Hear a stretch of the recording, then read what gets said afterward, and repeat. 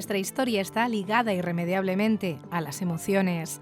Nos acompañan durante toda nuestra vida. Sentimos amor, hacemos frente al dolor, a la tristeza, disfrutamos de la alegría, sufrimos ira.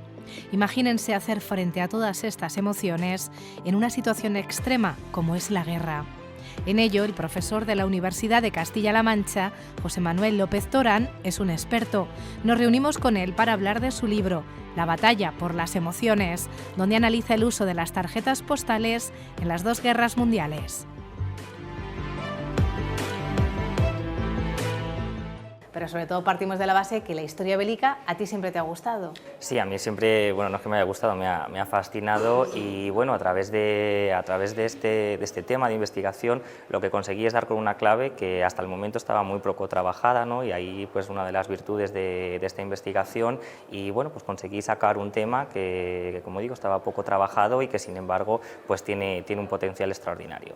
Fíjate qué triste esto, que sea un tema tan poco trabajado cuando tiene muchísimo peso, porque esto lo explicas tú muy bien, ¿no? Al final de la guerra siempre nos han hablado de los datos, ¿no? Sí. De las estrategias que se desarrollaron, de los fallecidos, tremendas desde luego esas cifras, pero ese trasfondo humano no se ha abordado casi. No, apenas. De hecho, toda la historia bélica, hasta hace prácticamente unos años, hasta más o menos los años 80, que es cuando se empieza a abrir la historia a otros campos, como es el de la historia de las emociones, sí. Bueno, pues al final, la historia social, por ejemplo, al final es una historia demasiado técnica desde el punto de vista militar. Entonces, bueno, pues estamos acostumbrados a tener en todo momento datos como el número de combatientes que había, cómo estaban organizadas los escuadrones, ¿no? O en cada batalla quién intervenía, quién participaba. Sin embargo, al final nos dábamos cuenta de que son datos demasiado técnicos que no nos permiten descender a una capa por debajo, que no nos permite aterrizar verdaderamente los protagonistas que vivieron esos horrores, porque desde luego todos fueron horrores, por mucho que queramos dulcificarlos, ¿no? Y de verdaderamente pues una investigación como esta creo que lo que consigue, o por lo menos era lo que buscaba con ello, era poner voz a todas esas personas que durante tanto tiempo han estado silenciadas y que a fin de cuentas pues también participaban de manera directa en esos conflictos armados. Sí.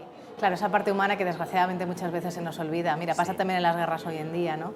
Que al principio nos impactan mucho, ¿no? Pero luego vamos olvidando esas noticias, se quedan esos titulares en los periódicos que a veces ya ni llegamos a leer. No, y nos quedamos en los titulares o como mucho en el subtítulo, ¿no? Pero no llegamos a entender o no llegamos a ver verdaderamente que estamos hablando pues, de vidas individuales que se pierden en cada uno de esos días en los que se alarga el calcuera de las guerras.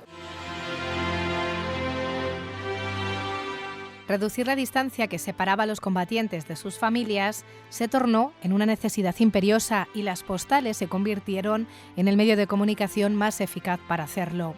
Por eso son sumamente útiles para conocer ese coste psicológico en quienes las vivían y que siempre ha quedado relegado a un segundo plano, tanto por las imágenes que ilustran los anversos como los mensajes escritos en el reverso.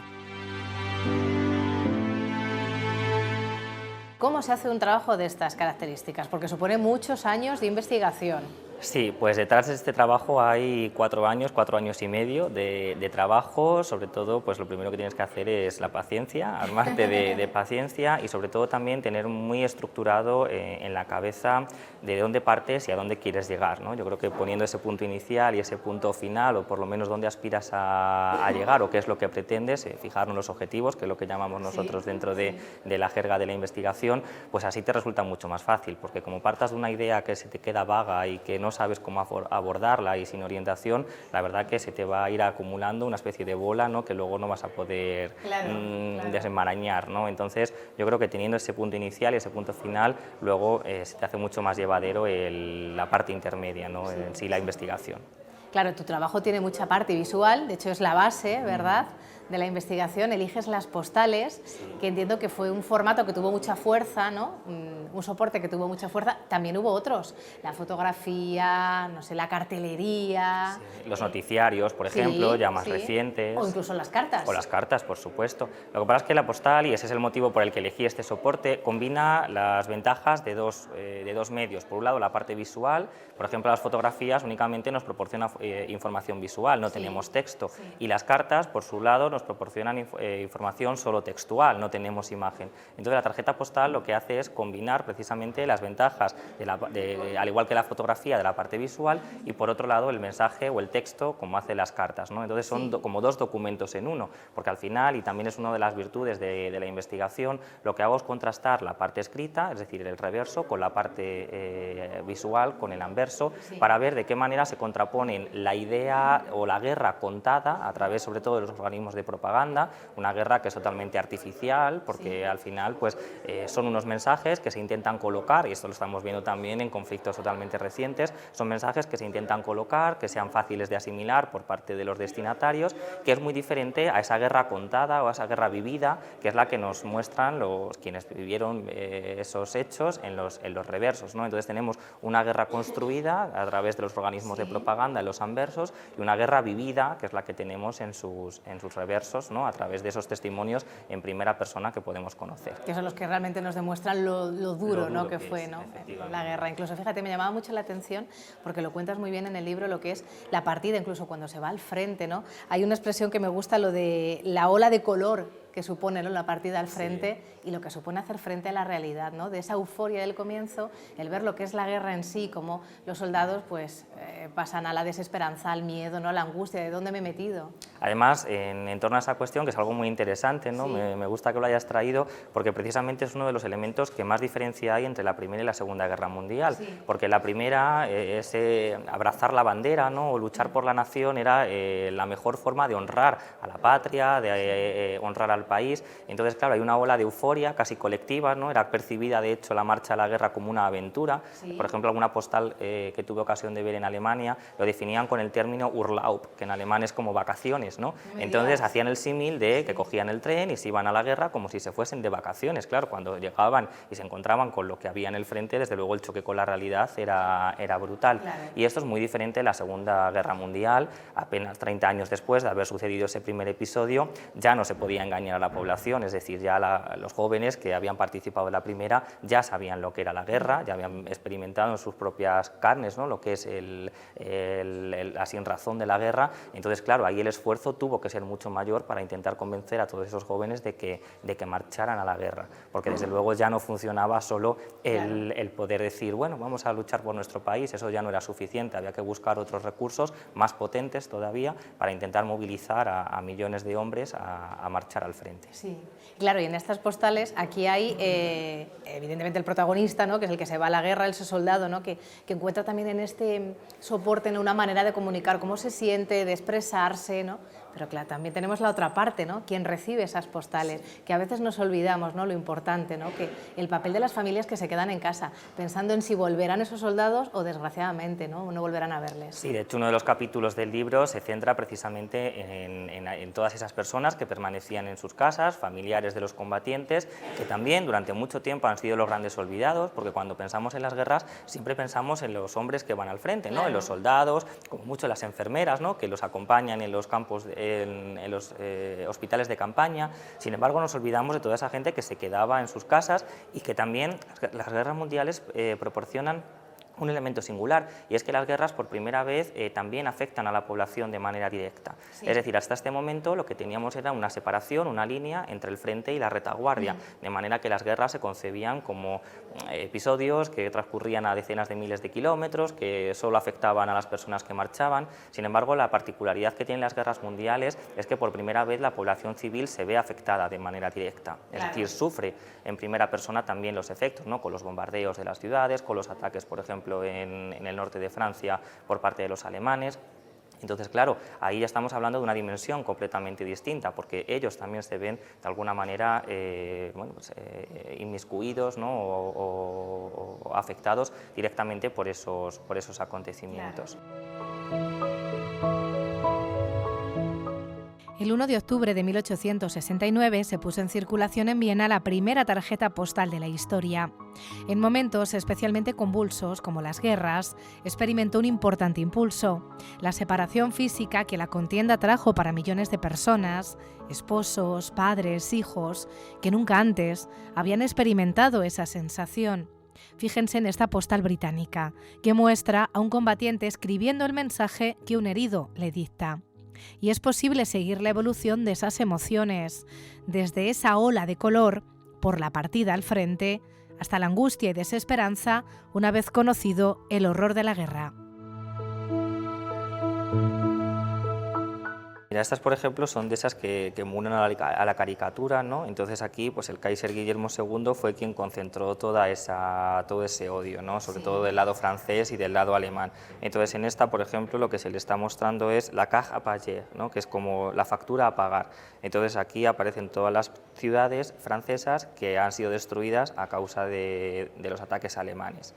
Entonces le están haciendo como diciendo, fíjate toda la deuda que tienes pendiente con la población de esas ciudades. Y aquí es un poco lo contrario, es como la población francesa lo que le está haciendo es decir, vete, no queremos nada contigo, y en este caso a través de la personificación de una mujer lo que intentan es mostrar pues esa fortaleza nacional, ¿no? Es decir, Alsacia y Lorena, que son las dos provincias que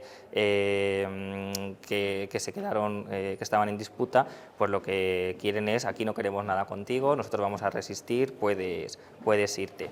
Luego también, por ejemplo, son muy comunes estas del frente, porque lo que interesaba era buscar un soporte emocional a esos combatientes. No estáis solos, estáis combatiendo al lado de los ingleses, es decir, ellos, pues ahí tenéis ese apoyo en el frente, por eso lo de hermanos en armas, ¿no? Es decir, no estáis solos, en esta batalla tenéis compañía. Luego escenas cotidianas, como esta que os puse, que es una de las más curiosas, que es haciendo la comida, porque esto también, pues claro, es algo interesante el hecho de ver que al final las 24 horas del día no estaban combatiendo, estaban haciendo otras cosas, es decir, hay que comer, hay que dormir, hay que lavarse los dientes, hay que cortarse el pelo. Entonces estas escenas del frente lo que muestran es precisamente ese día a día, ¿no? Qué duro también para ti, qué difícil, ¿no? Bucear ahí entre todas esas postales, ¿no? Y encontrarte con los sentimientos reflejados, ¿no? en el papel. Sí, porque al final hablo de emociones, pero claro, las emociones que también se veían en algún momento tocadas eran las mías, ¿no? Porque claro, desde luego no es fácil ver estos testimonios, como digo, en primera, de puño y letra, ¿no? De todas estas personas, y bueno, pues hay testimonios bastante duros. Es verdad que también había o existía una cierta autocensura por parte de quienes escribían, porque, por ejemplo, los soldados tampoco querían contar todas las penalidades que pasaban a sus familiares, precisamente por no crear esa sensación pues, de malestar, ¿no? O de zozobra emocional que podían generar. Entonces lo que buscaban en todo momento también era de alguna manera suavizar o mitigar la situación que estaban viviendo. Pero bueno, más allá de eso sí que describen situaciones pues, muy difíciles. Por ejemplo, lo que decías de la separación una vez que marchaban al frente, también, por ejemplo, en la Segunda Guerra Mundial, los miles de niños que fueron separados de sus familias en Gran Bretaña ante los inminentes ataques aéreos alemanes. Entonces, claro, al final pues estás tratando de situaciones muy extremas, ¿no? como son estos conflictos tan grandes, y desde luego pues muchas de ellas resulta complicado, ¿no? De hecho, me destacabas una vez y me llama mucho la atención ese mensaje, ¿no? en las postales para esos niños que evacuaron en Londres, ¿no? Sí. Y claro, es que cuando hablamos de niños, bueno, nos emociona. Sí, cuando hablamos de especialmente, niños ¿no? diferente, Sí, ¿no? Porque al sí. final, pues igual, siempre pensamos que las guerras son de adultos, ¿no? Que al final los que combaten pues son adultos, o aunque sean jóvenes, pero siempre adultos, y desde luego los niños también son los primeros. Los niños porque sufren, por ejemplo, la pérdida de alguno de sus progenitores, Claro. ¿no? En el caso, por ejemplo, pues de los padres que fallecen en combate, pero desde luego también en estas guerras el sufrir en primera mano esos horrores. Además también los organismos de propaganda de los países eran conscientes del potencial que tenían los niños como elemento de propaganda. Sí. Entonces utilizaban en muchas postales, los motivos que ilustraban las tarjetas eran niños, ¿no? Porque también pues, lo que transmite la imagen de un niño pues, también es un mensaje fuerte que desde luego sabían que tenía su fuerza y que querían aprovechar. Claro, de ahí la batalla por las emociones, que yo quería insistir mucho en el título, fíjate, describe muy bien lo que acabas de decir, ¿no?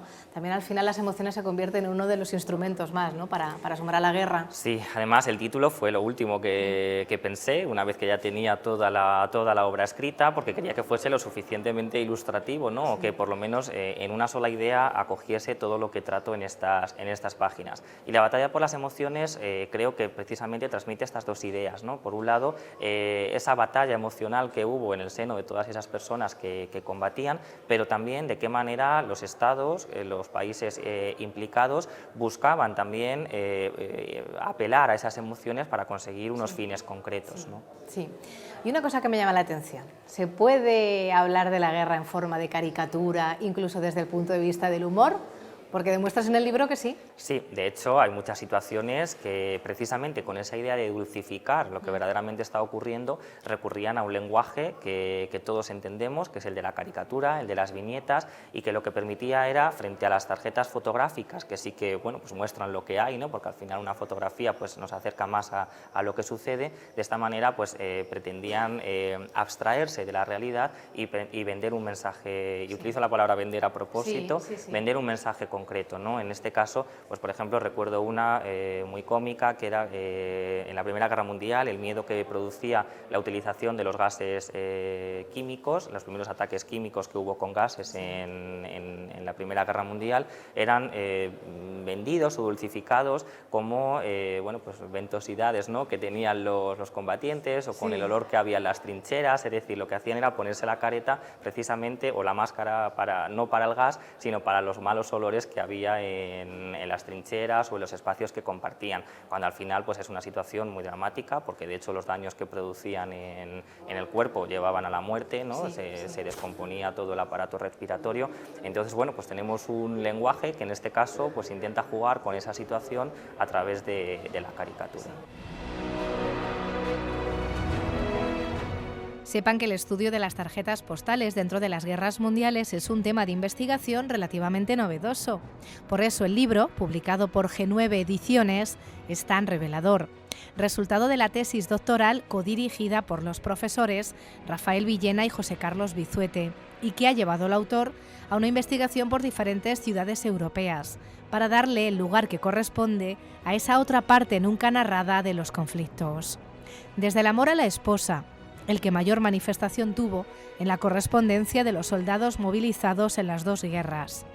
El cariño por parte de los hijos, los niños, utilizados también por la propaganda, o incluso el humor, para mostrar el reencuentro y la adaptación a las comodidades del hogar.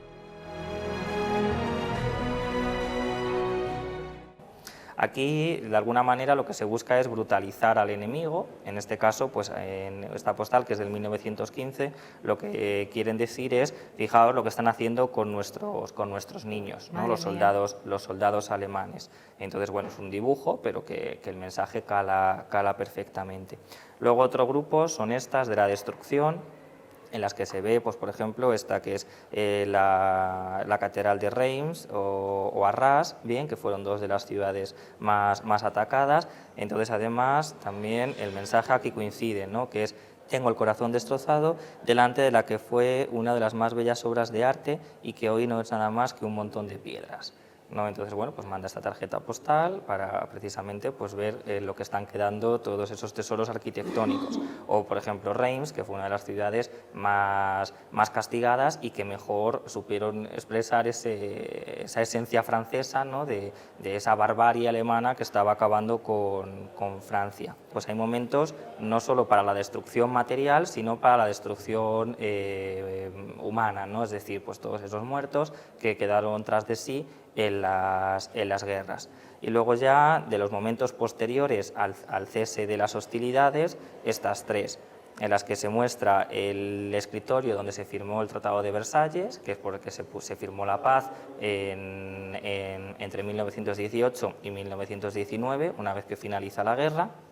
Y luego estas dos, que es muy curiosa, porque esta es de la Primera Guerra Mundial y esta es de la Segunda Guerra Mundial, de manera que se ve como un mismo elemento, que en este caso es el Arco del Triunfo, pues sirve para mostrar esa liberación, ¿no? Entonces aquí, por ejemplo, pues el 14 de julio, que es la fiesta nacional francesa, que en ese año, el 14 de julio de 1919, sirvió también como la Fête de la Victoire, que es la fiesta de la victoria, ¿no? Entonces no solo era el día nacional, sino que era el día de celebrar la victoria en esa Primera Guerra Mundial. Y luego pues esta, como ves, muy similar también visualmente en el caso de la Segunda, cuando las tropas americanas liberan París. Y así la historia de las emociones se convierte en una nueva forma de aproximarnos al pasado, pero también comprender mejor el presente. José, esto no se podría hacer hoy en día. No, esas técnicas. no. Hazme Yo una comparación creo... con las guerras que desgraciadamente bueno, pues tenemos hoy en día. Bueno, hace un año y medio estuve precisamente en Ámsterdam en un congreso hablando de esa situación, ¿no? De traer estrategias antiguas que estuviesen siendo, o más anteriores en el tiempo, que estuviesen siendo utilizadas ahora, y bueno, la verdad que te lleva sorpresas, porque al final ves unos patrones, unos lenguajes que permanecen en el tiempo, pero que evidentemente se tienen que adaptar a los nuevos medios que hay. Hoy día una tarjeta, pues por ejemplo, no tiene ningún sentido, ¿no? Porque además es un soporte que está totalmente descatalogado, descartado dentro de nuestro día a día. Hoy día, por ejemplo, pues las redes sociales han ocupado un lugar que en estos momentos, en estas guerras mundiales, ocuparon, por ejemplo, las postales. Entonces tenemos estrategias similares, como es, por ejemplo, la deshumanización del enemigo, ¿no? Es decir, caricaturizar también o mostrar al enemigo como un ser inhumano, como un ser al que, bueno, no hay tanto remordimiento por dar muerte, porque al final, pues, o es inferior, como por ejemplo los nacionalismos, sobre todo en la Primera Guerra Mundial y también en la Segunda Guerra Mundial, en toda la concepción nazi, pretendía mostrar, pues bueno, como son inferiores, pues no tenemos tanto cargo de conciencia, ¿no? A la hora de asesinar o de dar muerte a estos combatientes. Y esto, por ejemplo, pues lo estamos viendo como hoy día también, por ejemplo, el paralelismo que yo hacía era con la invasión rusa en Ucrania, ¿no? También estos lenguajes permanecen. En esos momentos, pues era, por ejemplo, el Kaiser Guillermo II, en quien se concentraba toda la burla, ¿no? O todos los ataques, mientras que ahora, pues era, por ejemplo, en Putin, ¿no? En quien se concentró todo ese odio para, de alguna manera, pues crear un estado de opinión en contra de uno de los bandos, en este caso en Rusia. Entonces, al final, son estrategias similares que se adaptan a los nuevos tiempos a través de estos nuevos soportes. Desgraciadamente, porque la guerra ha existido siempre y seguirá existiendo. Sí. Además es una constante que tristemente pues yo creo que vamos a tener que, además así comienzo el libro, ¿no? La guerra ha sido prácticamente algo natural que ha acompañado a la historia del hombre desde nuestros primeros tiempos. Sí, desgraciadamente. Te voy a hacer un ejercicio así práctico para terminar, un poco difícil, pero bueno, los telespectadores lo van a ver a través de las imágenes, que me describas alguna de esas imágenes que tiene el libro, que quieras resaltar, que te llamen la atención por cualquier razón, claro, que me las describas sin estar viéndolas en este momento, alguna postal que te haya marcado especialmente, a ver. Pues a mí algunas de las que más me han marcado, por hablar de las fotográficas, son del daño que sufrió, por ejemplo, Francia en los ataques aéreos en la Primera Guerra Mundial. Ver el patrimonio arquitectónico destruido, el estado en el que quedó. Además, aquí también tenemos un elemento muy reciente que podemos establecer como paralelismo, que es cuando el incendio hace unos años en Notre Dame, ¿no? Cuando vimos las noticias, vimos las imágenes, ¿no? Yo creo que a todos se nos sobrecogió el corazón. Totalmente. Al ver esas imágenes de un elemento tan emblemático como es Notre Dame, algo que en ese momento pues las postales tendrían el mismo efecto, ¿no? Porque un elemento tan representativo, tan querido como es una catedral o como es la iglesia de una localidad pequeña, que son elementos identitarios, pues desde luego también genera esa batalla emocional, ¿no? que también está ahí presente. Y desde luego yo me llevé una sorpresa porque cuando ves, por ejemplo, imágenes también en la Segunda Guerra Mundial de Dresde, el estado en el que quedó después de los bombardeos aliados, son imágenes que desde luego te sobrecogen, ¿no? Como ciudades de millones de habitantes, como por ejemplo también Hamburgo, pueden quedar reducidas a escombros, ¿no? Desde luego son imágenes muy duras y que bueno, pues nos deberían hacer pensar ese pasado que ya es pasado, pero que sigue siendo todavía reciente y que no debemos olvidar para no repetir esos errores. Porque más allá de la guerra contada desde el poder, existe esa otra guerra narrada o vivida por quienes la experimentan en primera persona. Es difícil ponerse en la piel de los jóvenes combatientes llamados a filas, de las madres que despedían a sus hijos, de las personas encargadas de comunicar los fallecimientos. Una deuda a saldar con todos ellos, en palabras de José Manuel López Torán, para que esas informaciones que nos llegan a diario sobre crueldad, horror, odio extremo, sin importar la contienda, no nos dejen impasibles, que la guerra no nos sea indiferente.